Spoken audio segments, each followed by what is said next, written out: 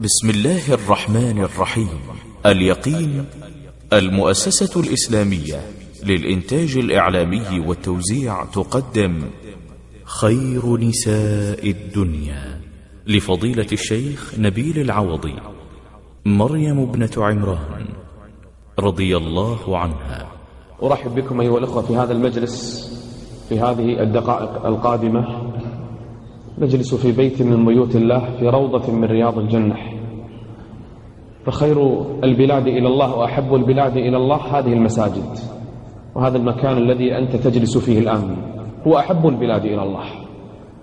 وخير ساعة يقضيها الإنسان من حياته ساعة ينتظر فيها صلاة، فهو في صلاة ما انتظر الصلاة، وكأنك وأنت الآن جالس مرتاح يكتب لك كأنك تصلي، كأنك ساجد راكع قائم ذاكر تقرأ القرآن وأنت جالس.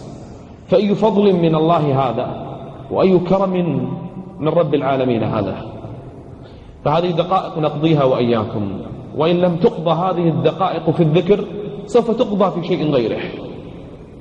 سوف نتكلم عن أمر مهم في سلسلة من 4 حلقات سميناها خير نساء الدنيا، والأمر لا يختص بالنساء بل هو عام للرجال والنساء، لأنه ما من رجل منا إلا وله ارتباط بامرأة، أمه، أخته، خالته، عمته، ابنته غدا، زوجته في المستقبل أو الآن، فالرجال مرتبطون بالنساء. هذا الكلام شطر من حديث قال فيه النبي صلى الله عليه وسلم لأصحابه: خير نساء الدنيا 4: مريم ابنة عمران، آسية امرأة فرعون، خديجة بنت خويلد، فاطمة بنت محمد صلى الله عليه وسلم. ثم قال: وفضل عائشة على النساء كفضل الثريد على سائر الطعام، لها ميزة ولا خاصية حبيبته عائشة رضي الله عنها. فهؤلاء النساء 5 كملنا، وكل واحدة لها فضل. سوف نبدأ اليوم بأولاهن التي سميت باسمها سورة في القرآن، وهي مريم ابنة عمران. فما قصة آل عمران؟ مريم من نسل سليمان ابن داود عليه السلام، كلهم من ذرية إبراهيم الخليل. إن الله، انظر للتأكيد، إن الله اصطفى آدم. أول الاصطفاء آدم عليه السلام، فهو أول الخلق. إن الله اصطفى آدم وإبراهيم ونوحا وآل إبراهيم وآل عمران على العالمين. 4 مرات. الأولى أول الخلق آدم، فهو أبو الأنبياء، آدم عليه السلام وأبو الخلق. الاصطفاء الثاني نوح، لأن كل الناس في الطوفان هلكوا ولم يبق إلا نوح وذريته، خلاص بعد الطوفان ما بقيت إلا ذرية نوح. الاصطفاء الثاني. الثالث إبراهيم، فلم يأتي نبي بعد إبراهيم إلا من ذريته، اصطفاء آل إبراهيم. الرابع اصطفى الله آل عمران. عمران رجل صالح عابد من بني إسرائيل، عرفته كل بني إسرائيل بالصلاة في فلسطين في بيت المقدس، يصلي ويتعبد ويذكر الله في زمن كان فيه نبي الله زكريا عليه السلام، آخر حقبة في أنبياء بني إسرائيل، هذه زمن زكريا عليه السلام. زوجة عمران يوم من الأيام كانت تمشي في الطرقات، فرأت طيرا يطعم فرخه، فنظرت إليهما فاشتهت الولد. فقالت امرأة عمران، إذ قالت امرأة عمران: رب إني نذرت لك ما في بطني محررا. كانوا ينذرون الأولاد لله. شلون؟ الولد إذا جاء يصير خادما في بيت المقدس، خلاص يقوم في بيت المقدس خادم، ينظف بيت المقدس ويطعم من يحتاج للطعام ويرتب المكان ويخدم. هذا من أعظم النذر في زمانهم، أن ينذر الولد لله عز وجل. قالت رب إني نذرت لك ما في بطني محررا فتقبل مني إنك أنت السميع العليم. وإذا بها بعد شهور تحمل. زوجة عمران حملت، فنذرت هذا الحمل، خلاص هي على نذرها لله عز وجل. فلما جاء وقت الولادة ووضعت الطفل فإذا هي أنثى، ما كانوا يعلمون في ذلك الزمان أنه ذكر أو أنثى. فلما رأتها أنثى قالت ربي إني وضعتها أنثى. يعني الأنثى كيف تخدم؟ الولد يخدم سهل، لا يحتاج إلى من يكفله، لا يحتاج إلى من يرعاه، لكن البنت تخدم في بيت المقدس صعب. فلما وضعتها قالت رب إني وضعتها أنثى والله أعلم بما وضعت وليس الذكر كالأنثى. العاقل يقول الذكر له خاصية والأنثى لها خاصية، لا يتشابه الذكر بالأنثى في كل شيء، هذا العاقل يقولها. لكن غير العقلاء يقولون في هذا الزمان لا، المرأة كالرجل، الرجل كل عمل يعمله تعمله المرأة، وكل شيء يسوي الرجل لازم تسوي المرأة. ليش الرجل يطلق بس؟ خل المرأة تطلق بعد. ليش الرجل له نصف كل الميراث والمرأة نصف؟ خلوا نفس الشيء، الرجل مثل المرأة، لا فرق بين الرجل والمرأة، ما في أحد له كلمة في البيت، الرجل والمرأة سواء. الله يقول في القرآن وليس الذكر كالأنثى، هذا له خاصية وهذا له خاصية. لكن بعض الناس يريد أن يعاكس عقله وفطرته التي فطرها الله عز وجل من أجلها، فتضايقت. يعني الأنثى ليست كالذكر بالخدمة. قال الله عز وجل والله أعلم بما وضعت وليس الذكر كالأنثى فإذا بها تسميها حين الولادة وإني سميتها مريم وإني أعيذها بك وذريتها من الشيطان الرجيم. اسمع للنبأ، ما من مولود يولد، يقول عليه الصلاة والسلام ما من مولود يولد إلا وينخسه الشيطان نخسه. أنا وأنت كل مولود، كل من ولد نخسه الشيطان فيستهل صارخا. ما شفت الولد أول ما يطلع من بطن أمه يصرخ يبكي؟ يقولون لأنه انتقل من جو إلى آخر ومن بيئة إلى أخرى، ولأنه نعم هذه أسباب مادية صح، لكن هناك سبب غير ظاهر. ما هو؟ الشيطان، حقد على بني آدم، حسد، كره، بغض. أول ما يطلع الولد من رحم أمه ينخسه الشيطان فيستهل صارخا. إلا 2 في الخلق لم يقدر عليهم الشيطان. من هما؟ الأولى مريم والثاني عيسى، لأن أم مريم دعت لها فاستجاب الله لها. وإني أعيذها بك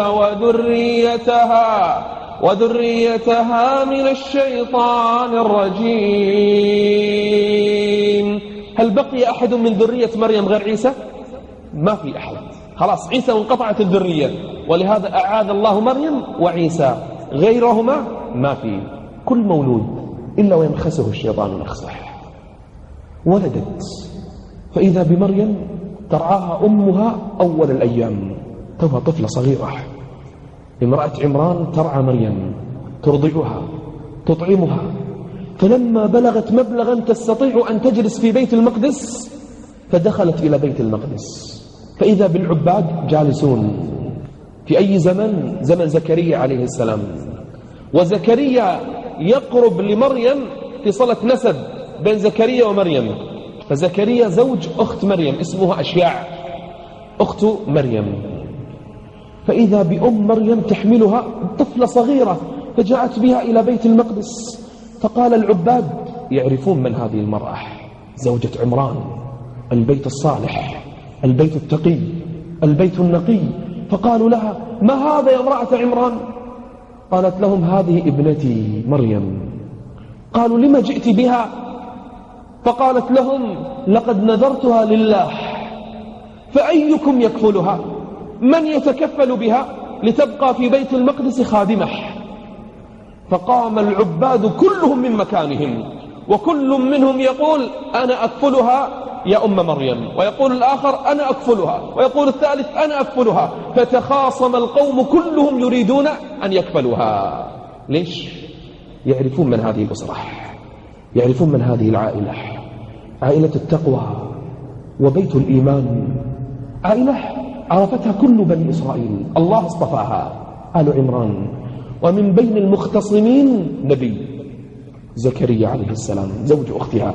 قال: أنا أكفلها يا امرأة عمران، أنا أكفلها يا أم مريم. فقالت أم مريم: إذن لا بد من القرعة.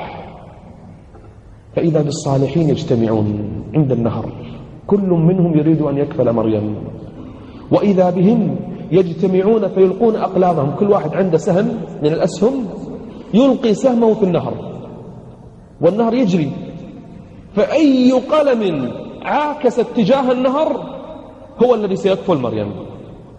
فكلهم رمى قلمه، ولم يعاكس إلا قلم واحد اتجاه النهر. قلم من؟ زكريا عليه السلام.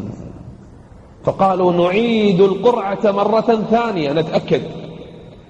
فرموا أقلامهم مرة ثانية فلم يبق إلا قلم من؟ قلم زكريا. فرموا مرة ثالثة فلم يبق إلا قلم من؟ قلم زكريا. وما كنت لديهم إذ يلقون أقلامهم أيهم يكفل مريم، وما كنت لديهم إذ يختصمون. وفاز بها من؟ زكريا عليه السلام. فرح واستبشر. يكفل من؟ طفلة صغيرة اسمها مريم. تلك الفتاة الكاملة، ذلك الخلق العظيم خلقه الرب عز وجل، ولم يكمل من النساء إلا القليل، ومنهم مريم. أخذها زكريا فجاء بها في بيت المقدس، لا تخرج، كل وقتها في بيت المقدس، لا تخرج إلا لحاجة، لقضاء حاجة أو ضرورة، غير هذا ما تخرج. تخدم في البيت، تتعلم، تتأدب. شوفوا التربية وين؟ في المساجد. أفضل التربية أين؟ في بيوت العبادة. لا تصدق من يقول أن ابني تربى أحسن تربية في تلك المدرسة الخاصة أو في تلك البلد، أرسلته مع عائلة يعيش سنة وسنتين يتعلم اللغة وتربى أحسن تربية. لا تصدق هذه الكلمات. قد يستفيد نعم، لكن أعظم تربية في بيوت الله، أعظم تربية في المساجد، أعظم تربية في حلق القرآن والذكر. تربت هنالك مريم في بيت المقدس، تلك الأرض المباركة. فإذا بمريم العذراء في بيت المقدس تكبر شيئا فشيئا، تكبر شيئا فشيئا. وزكريا ذلك الرجل الذي لم يلد له ولد ينظر لها فيتعلق قلبه بها. طفلة صغيرة، ما أجملها، ما أحسنها، وكلما كبرت يرى عليها كرامات. الله جعل على يدي مريم كرامات وعجائب. في يوم من الأيام جاءها زكريا بالطعام، فلما دخل عليها بالطعام تعجب، وجد عندها الطعام. قال: يا مريم، من أين لك هذا؟ من أين لك هذا الطعام؟ طعام الشتاء بالصيف، وطعام الصيف بالشتاء. ألذ الطعام ما يوجد في ذلك المكان. ذلك الطعام يجد هذا الطعام عند من؟ عند الطفلة الصغيرة مريم. كلما دخل عليها زكريا المحراب، يعني كل وقتها في المحراب، جالسة تصلي وتتعبد. شوف الآية، كلما دخل وجدها في المحراب. محراب شو تسوي؟ تلعب، تصلي، تركع، تسجد، وهي صبية صغيرة. كلما دخل عليها زكريا المحراب وجد عندها رزقا قال يا مريم أنى لك هذا؟ من أين لك هذا يا مريم؟ فتجيب الصبية الصغيرة قالت هو من عند الله إن الله يرزق من يشاء بغير حساب. صلي، اذكر الله، اسجدي، اركعي، ولا تفكري بالطعام والشراب، الله سيتكفل لك بالطعام والشراب. شفت عظمة الرب؟ ما من دابة إلا على الله رزقها. أرأيت أم إسماعيل؟ أم إسماعيل نفس الشيء، هاجر زوجة من؟ إبراهيم الخليل، تركها إبراهيم عليه السلام في صحراء قاحلة، لا طعام لا ماء لا زاد لا إنس لا طير لا حيوان، ما في أحد، صحراء قاحلة. مكة بين بضعة جبال. جلست هاجر قالت لمن تتركنا يا إبراهيم؟ فلم يجبها. لمن تتركنا يا إبراهيم؟ فلم يجبها. فقالت له الله أمرك بهذا؟ فالتفت وقال نعم أمرني ربي بهذا. قالت إذن فاذهب فلن يضيعنا الله، فلن يضيعنا الله. وإذا بها ينفد الطعام، خلص الطعام، تمر خلص. وإذا بها ينفد الماء، ما في إلا قربة ماء وخلصت، انتهت. وإذا بها نفد الحليب واللبن من ضرعها فكاد إسماعيل أن يموت. وإذا بها تبحث عن طعام، ما في طعام، عن شراب، ما في شراب، عن مغيث، ما في مغيث. ترقى الصفا، ألا هل من مغيث؟ لا أحد. تسعى إلى المروة، لا أحد. ترجع إلى الصفا، لا أحد. 7 أشواط فوصلت إلى المروة، فإذا بها تسمع صوتا فقالت لنفسها حس، أي اسكتي. فإذا بها تنظر من بعيد فإذا بأعظم ملك في السماء قد نزل، جبريل بنفسه نزل يضرب بعقبه الأرض، وإذا أفضل ماء على وجه الأرض ينبع يخرج. وإذا بها تركض، وإذا بها تجمع الماء، لو صبرت لصارت زمزم نهر يجري عينا معينا، لكنها ما صبرت، ذهبت مسرعة تسقي ولدها وتسقي نفسها. فقال لها جبريل يا أم إسماعيل أين إبراهيم؟ قالت تركنا. قال في هذه الأرض؟ قالت نعم. قال لمن ترككم؟ لمن وكلكم؟ قالت وكلنا إلى الله. قال إذن لن يضيعكم الله. فقال لها جبريل يا أم إسماعيل في هذه الأرض سيكون بيت الله، وسوف يبنيه إبراهيم وهذا الصبي. نعم. ومن يتوكل على الله، ومن يتوكل على الله فهو حسبه، إن الله بالغ أمره، قد جعل الله لكل شيء قدرا. نرجع أيضا إلى 2000 سنة أو يزيدون. مريم في المحراب تأكل تشرب تقوم تصلي، الكرامات تأتي على يديها. يوم من الأيام لما رآها زكريا اشتهى الولد، نظر إليها فاشتاق للولد، ما عنده ذرية. فلما نظر إليها ذهب إلى الصلاة يصلي، وأخذ يدعو ربه ربي هب لي من لدنك ذرية طيبة إنك سميع الدعاء. ربي هب لي الولد، ربي هب لي الولد، كما رزقت امرأة طعاما في غير وقته فارزقني ولدا في غير وقتي. رجل كبير قال يا رب أنت قادر أن ترزق الناس طعاما في غير الوقت، فارزقني ولدا في غير وقتي، كبرت في السن. فإذا به يبشر بولد لم يجعل الله له من قبل سميا، اسمه يحيى. فولد يحيى ابن أخت من؟ ابن أخت مريم. الآن أختها زوجة زكريا حملت أيضا بالولد. حملت بمن؟ بيحيى عليه السلام.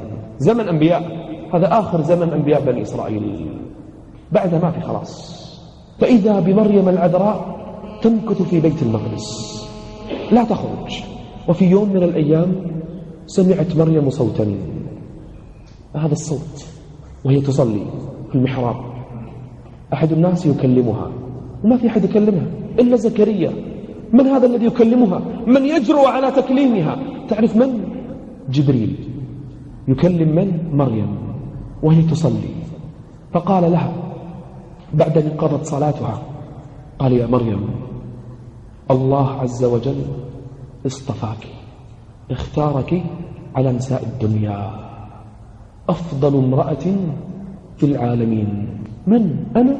نعم، أنت يا مريم. فلما اختارك الرب أمرك أن تجتهدي. تجتهد بما؟ تجتهدي بالصلاة، تجتهدي بالسجود، تجتهدي بالركوع، تجتهدي بالعبادة.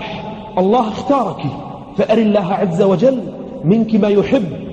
يا مريم، يا مريم، إن الله اصطفاك، إن الله اصطفاك وطهرك واصطفاك على نساء العالمين.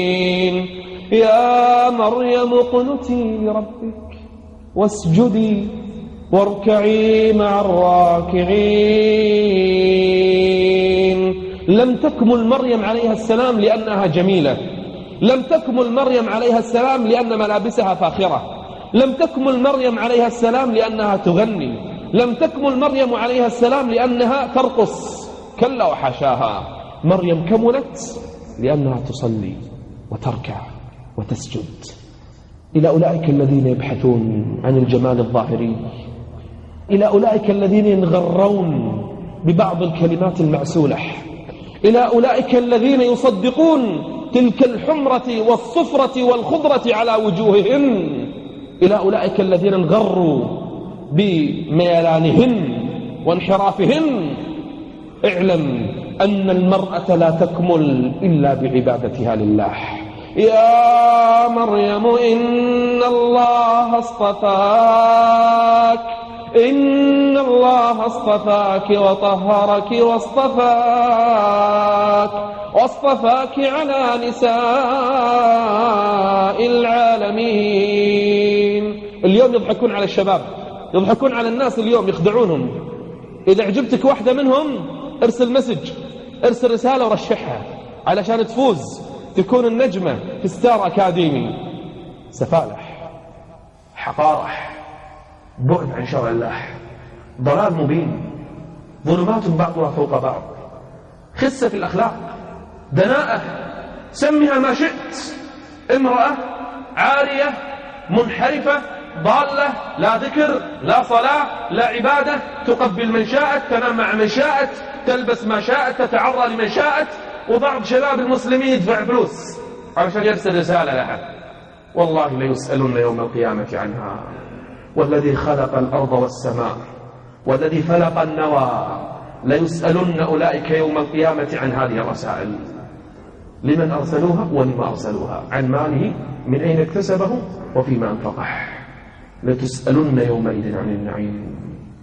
انظر لمريم، انظر الكمال الرباني في بيت المقدس، صلاة، عبادة، لا تخافين من الطعام والشراب.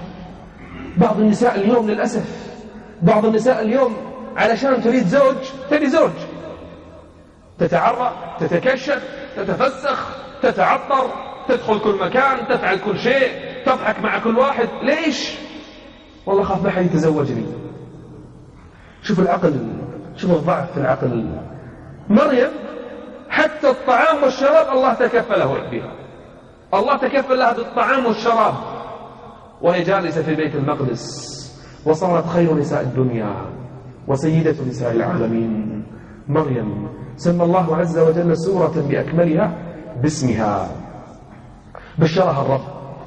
ذهب زكريا عليه السلام فرحا بأن الله عز وجل سيرزقه الولد في يوم من الأيام، ومريم العذراء قد خرجت من بيت المقدس تقضي حاجة لها، فإذا بها بالطريق ترى رجلا. من هذا الرجل؟ لأول مرة يصادفها رجل غريب، الذي يكفلها زكريا، لا تكلم أحد، لا يكلمها أحد، لكن ما بال الرجل يتعرض لها؟ تعرض لمن؟ مريم بنت عمران، تلك الأسرة الصالحة، الفتاة العابدة الذي يكفلها نبي الله زكريا. من يجرؤ على أن يكلمها؟ مرأة صالحة نقية لا يتجرأ أحد لها، لكن من رخصت في نفسها ومن تبذلت تعرض الناس لها، فإذا بها ترى رجلا من بعيد يتعرض لها فتوقفت له، فإذا بها تقول قالت إني أعوذ بالرحمن، مباشرة تذكرت الله، إني أعوذ بالرحمن منك إن كنت تقيا، فإذا به جبريل سيد الملائكة. تعرف من جبريل؟ أعظم الملائكة. جبريل ما ينزل لأي شيء، جبريل أمين الوحي، جبريل له مهام خاصة ليس كالملائكة. جبريل أرسله الرب عز وجل يدمر قرية لوط، فحمل القرية بطرف جناحه، طرف الجناح، حمل القرية إلى السماء ثم قلب القرية رأسا على عقب. هذا جبريل. رآه النبي له 600 جناح، 600 جناح، كل جناح يغطي الأفق. هذا جبريل رآها، فلما استعاذت بالله منه فإذا به يقول قال إنما أنا رسول ربك، أنا ملك من الله لأهب لك غلاما زكيا، سوف يكون من نسلك غلام طاهر مؤمن تقي زكي نبي من الأنبياء، سوف يخرج من صلبك يا مريم نبي من أنبياء الله عز وجل. لو أي امرأة يبشرها الملك بهذا ألا تفرح؟ أي امرأة يبشرها ملك بهذا تفرح، إلا مريم. مريم غير النساء، مريم الكاملة ما فرحت. ليش ما تفرحين يا مريم؟ من نسلك يخرج نبي، ما فرحت، حزنت. الله أكبر. هل يحزن الإنسان لهذا؟ نعم، مريم تحزن لهذا. ليش؟ قالت أنى يكون لي غلام. ما فكرت نبي يكون ولدي، لا، فكرت بشيء ثاني، فكرت بالعفة، فكرت بالسمعة، فكرت بالكرامة، فكرت بالعرض. قالت أنى يكون لي غلام، أنى يكون لي غلام ولم يمسسني بشر ولم أك بغيا. أنا ما كنت زانية، ما كنت فاجرة، ما كنت عاهرة حتى أعطى ولد من غير زوج. كيف يحصل هذا؟ قال كذلك قال ربك. أمر الله وقع خلاص، هو علي هين ولنجعله آية للناس ورحمة منا وكان أمرا مقضيا. خلاص يا مريم لا تجادلي، الأمر انتهى، الله حكم، وسوف يكون الأمر قريبا، وسوف يكون آية للناس، علامة من علامات قدرة الله ورحمة من الله يرحم الله به البشر فيدعوهم إلى عبادته.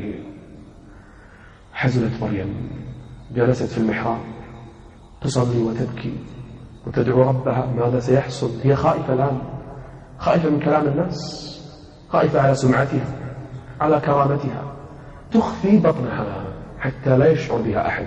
من شعر بها؟ يقول رجل اسمه يوسف النجار، وقيل زكريا بنفسه الكفيل، شعر بها. البطن يكبر والأعراض أعراض حمل، ومريم الله أكبر، مريم كيف تصنع هذا؟ لكنه يبرئها. فجاءها زكريا يستحي الآن كيف يسألها، فقال لها يا مريم إني سائلك فأجيبيني. قالت سل. قال هل يكون زرع من غير بذر؟ شوف التلميح، ما بيقول لها ما يصير حمل من غير زوج، ما أراد أن يسأل هذا السؤال. قال أيكون زرع من غير بذر؟ قالت نعم. شوف الإجابة الذكية. قال كيف؟ قالت من خلق الزرع الأول؟ الله أكبر. شوف العقل، امرأة كاملة، أول زرع في الدنيا كيف خلق؟ سكت. قال أيكون حمل من غير ذكر؟ يعني امرأة تحمل من غير رجل؟ قالت نعم. قال كيف؟ قالت من خلق آدم؟ إن مثل عيسى كمثل آدم. شوف الكمال في العقل مو فقط في الدين. فسكت، فقال لها إذا أخبريني عنه، يعني شنو اللي في بطنك؟ فقالت إن الله بشرني. قال بما بشرك؟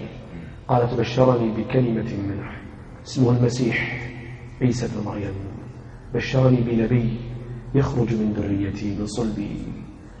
فرح زكريا لكنه خاف، شيء خوف مهما كان. ماذا تفعل بنو إسرائيل؟ تعرفون من بنو إسرائيل؟ بنو إسرائيل قتلت أنبياء، بنو إسرائيل سفكت دماء، بنو إسرائيل ذبحوا 70 نبي على صخرة واحدة. أو كلما جاءكم رسول بما لا تهوى أنفسكم استكبرتم ففريقا كذبتم وفريقا تقتلون، إما تكذيب أو قتل. هؤلاء هم بنو إسرائيل. يعرفهم زكريا عليه السلام، خايف على مريم، خايف على نفسه، خايف على الطفل، خايف على العائلة، لكن ماذا يصنع؟ قالت الله عز وجل بشرني. قال بما بشرك؟ قالت بشرني بكلمة منه اسمه المسيح عيسى بن مريم وجيها في الدنيا والآخرة ومن المقربين ويكلم الناس في المهد وكهلا ومن الصالحين. مرت الأيام، مرت الشهور، وجاء اليوم الموعود، يوم الولادة. فجاءها المخاض والطلق واقتربت الولادة، فخرجت من بيت المقدس وهربت إلى مكان بعيد، فانتبذت من أهلها مكانا شرقيا بعيدا صادا عن الناس في منطقة تسمى بيت لحم في فلسطين. فجاءت إلى تلك المنطقة عند نخلة من النخيل، وجلست مريم تنتظر ذلك الولد. فأجاءها المخاض إلى جذع النخلة فإذا الولد يبدأ بالخروج، وإذا بها تقول قالت يا ليتني، دمعت عيناها، ثم قالت يا ليتني مت قبل هذا. لا زالت حزينة، يا ليتني مت قبل هذا وكنت نسيا منسيا.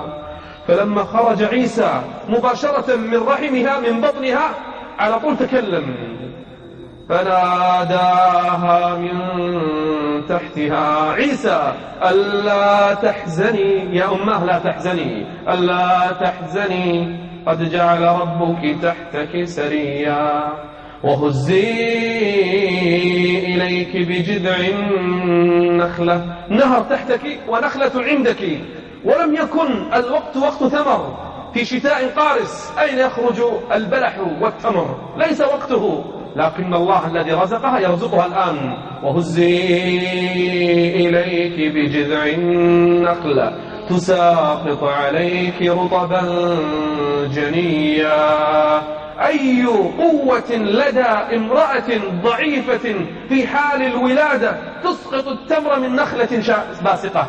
كيف تستطيع؟ لكنه سبب فقط، ابذليه، والرزق من الله الذي رزقك طوال تلك السنين يرزقك اليوم. قال عيسى لها يا أمه لا تحزني، لا تحزني، عندك نهر تشربين ونخلة تأكلين، فكلي واشربي وقري عينا.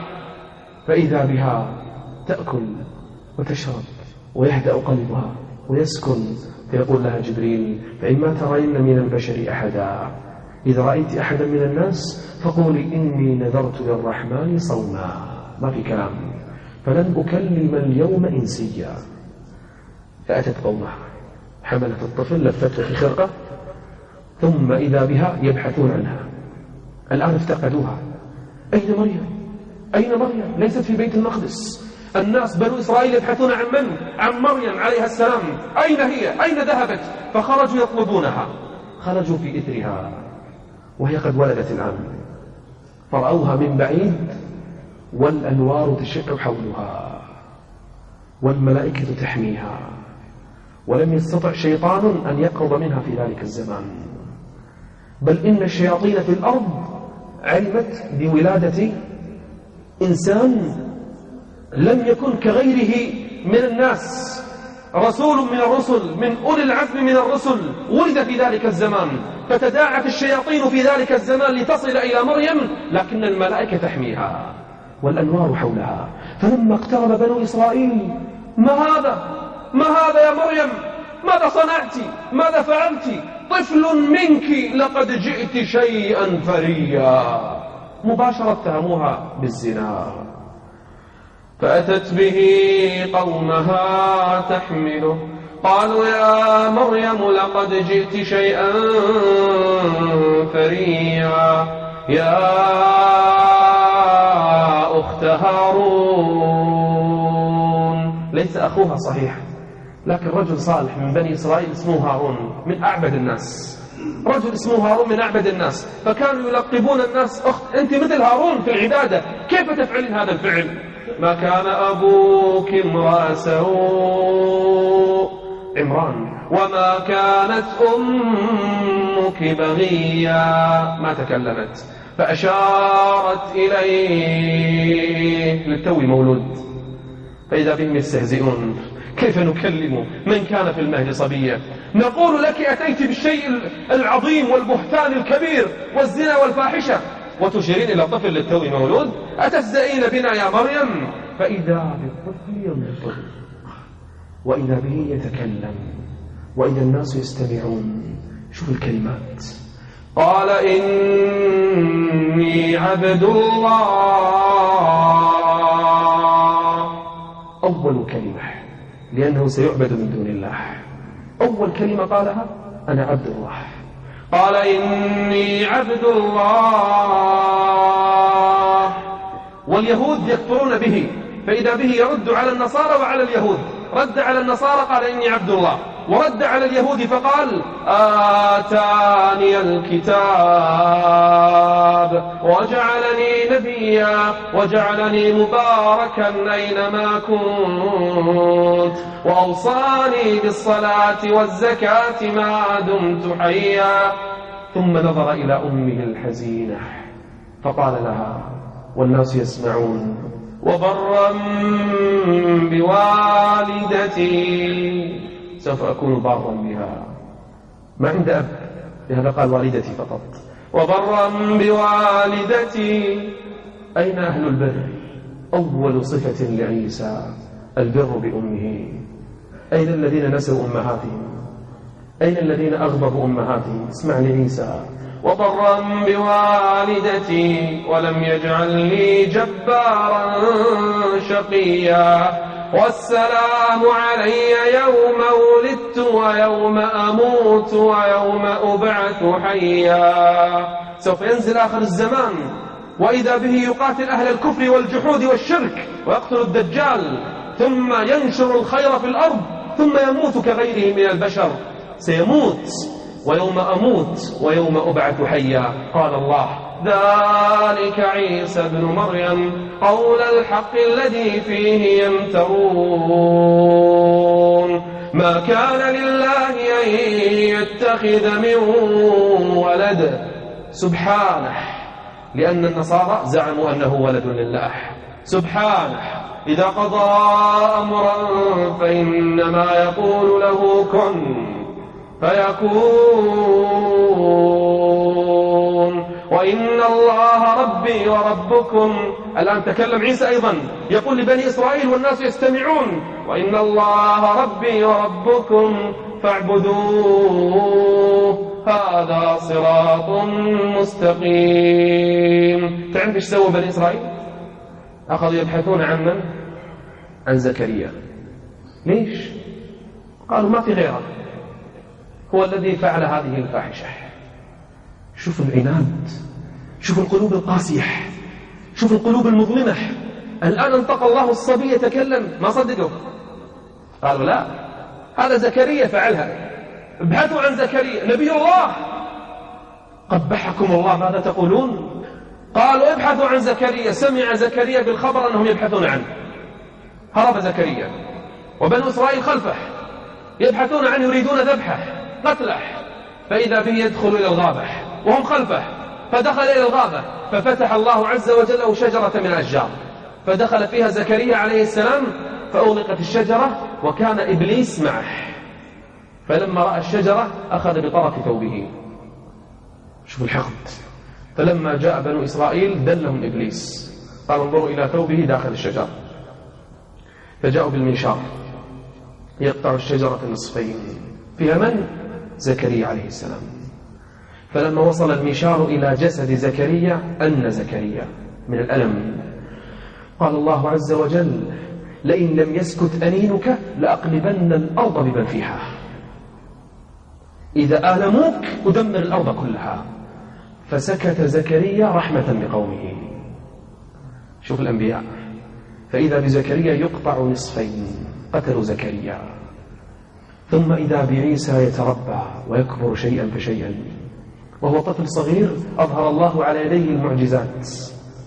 يأتي الأطفال يلعب معهم، يقول للطفل تعرف ماذا في بيتكم من طعام؟ في بيتكم كذا وكذا وكذا وكذا، يخبرهم بما يدخرون من طعام وما يأكلون. يأتيه طفل أو رجل أكمه أو أبرص، أعمى من الولادة، أعمى أو أبرص، يمسح على جسده يرجع صحيحا سليما. معجزات على يد عيسى. لا نتكلم على عيسى، حديثنا عن مريم. أما عيسى عليه السلام فله شأن آخر وله قصة لوحده. كبر عيسى عليه السلام ومريم العذراء عليه السلام تغزل وتنفق من غزلها على ولدها عيسى، ليس عندها إلا عيسى، وهي في بيت المقدس تتعبد ربها عز وجل وتعمل شيئا بسيطا تبيعه لأجل عيسى. فلما كبر عيسى وأرادوا قتله، وإذا به يشبه الله رجلا آخر بعيسى، ومريم وأختها زوجة زكريا القتيل كانا في الخارج ينظران إلى عيسى عليه السلام كيف يوصل، ومريم ظنت أنه عيسى لأنه شبه لهم. الله جعل الشبه على رجل آخر، قيل من الحواريين وقيل من الأعداء، شبه على رجل أنه عيسى، فأخذ هذا الرجل وصلب أمام الناس ثم ذبح. أما عيسى رفعه الرب عز وجل. وبعد أن دفن جاءت مريم العذراء، مريم عليه السلام تبكي عند قبره بعد أسبوع من دفنه، هي واختها خالة عيسى أم يحيى جلستا تبكيان عند القبر.